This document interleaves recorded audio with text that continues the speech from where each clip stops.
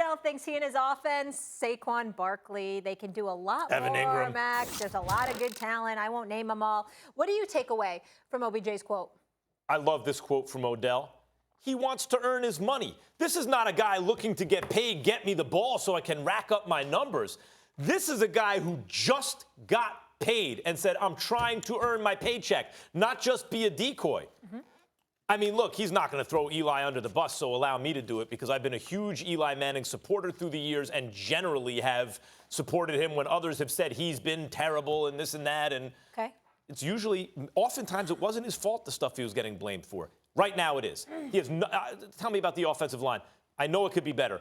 He has lots of weapons around him. He's not using them. I liked what Odell Beckham is saying now, almost to the extent that, remember when A-Rod was busted juicing?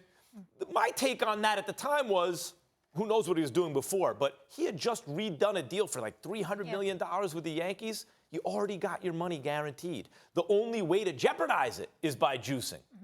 He wanted to win so bad and live up to the contract so bad, he was willing to cheat to do it.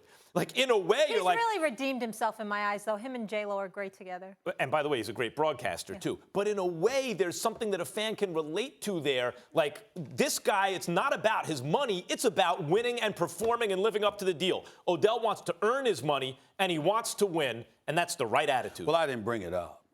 But since you brought it up, Molly, by talking about he redeemed himself by ending up with J-Lo, let me concur with that. The decision-making is absolutely marvelous. Isn't she the greatest? Lord have mercy. She just gets better. She's so talented. We feel differently about her, but it's all complimentary. We just have different thoughts. Having said all of that, let's get back to this. When we talk about Odell Beckham Jr. and the New York Giants, you're willing to bring up Eli Manning and lament the state of affairs that are going on with him in terms of his performance. I'm looking at David Gettleman, who built the Carolina Panthers.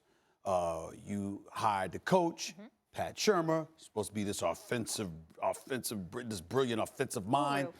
I'm looking at a guy like Mike Schuler, who's this is your offensive coordinator. And I mean, there's nothing that really knocks my socks off. And if you remember, or even scores a point. We got on Gettleman because you just let Josh Norman walk out the door with no backup plan for a corner in Carolina, fresh off of a Super Bowl appearance, which was ill-advised. But then now you come here, and again, when they said Pat Shermer, I was like, and? You know, what? He had a good season last year in Minnesota. What was he doing before that? And people calling him brilliant and great. I'm like, where do you get this from? Where's the evidence? Because I did not see it. Mike Schuler, he's all right.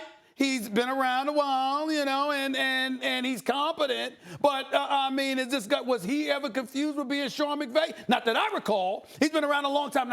So it seems to me that they have people they're comfortable with, that they've had relationships with, that they've ingratiated themselves with one another. But what has been done that has proven it's been the best interest of Eli Manning? And the reason why I asked that question is simple. If you don't take care of him, de facto, you're not taking care of Odell Beckham Jr. And that's the way I look at it. Odell has balled out this season. It's not his fault. He doesn't have any touchdowns, but like 11 receptions in the first game. Right. Second game, just 4 receptions. Well, he wasn't targeted. I understand that. That's why I'm going to Sherman. Week 1, he had Jalen Ramsey on him.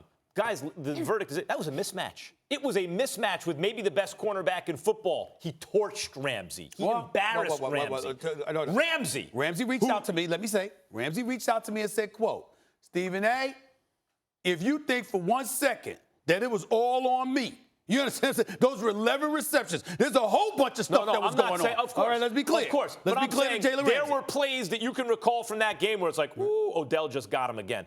Odell is otherworldly great. And yet his team is losing. He's not talking about, I want numbers. As I said, he's gotten paid. He's saying, I want to help us win. And however I'm being used now, and he didn't just mention himself. He said, we have playmakers. We should be scoring points. Evan Ingram, you want to see a faster tight end? This guy is a playmaker. Saquon Barkley, and I mentioned it several times this show already. Stephen A., you know why he hasn't broken off any big runs other than the 68-yard run? Even when Eli passes him a ball on a short pass, Saquon has to stop, turn around, reach behind himself. Eli's giving the defense time to get on these guys. There have been times, Max, listen, I love Saquon Barkley, and he's got tremendous ability, but there have been times he tap dances. You're saying he's less than perfect, not a north-south runner between the tackles? What I'm saying, Ezekiel Elliott hits a hole, bam! Time out. He Can I doesn't just do that. say one thing, though, as a Giants fan?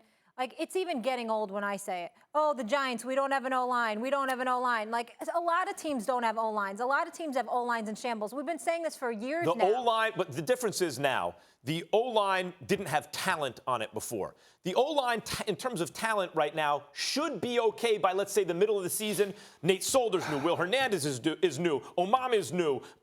Flowers is now on the right side. So they traded away their starting center. Then their center gets hurt. They're on their third-string center, who's not bad. The point is that the line's going to take time to gel. What's going to happen before then? In the meantime, what's Eli Manning doing? He's taking too long to make decisions. He's not accurate with the throws, period.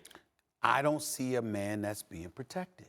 That matters. Now, you could sit up there and say that there are teams in the National Football League that don't have good offensive lines. Who's been worse than the Giants? The Texans.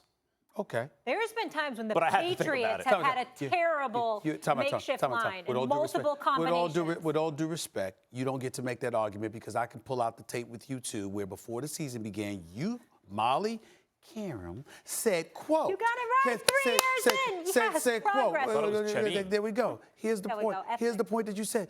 Wait a minute, Stephen A. What kind of protection does Eli Manning have? Well, that's what happened. I'm annoying myself because I'm the same person saying the same freaking excuse every time. Well, then look at your GM and your offensive coordinator and your head coach before Eli Manning. I'm not saying don't look at them. I'm saying look at them before. Sorry, I did that for years, and I think I was right then, and I think I'm right now by looking right at Eli. Okay. You Knock yourself out. You usually think you're right.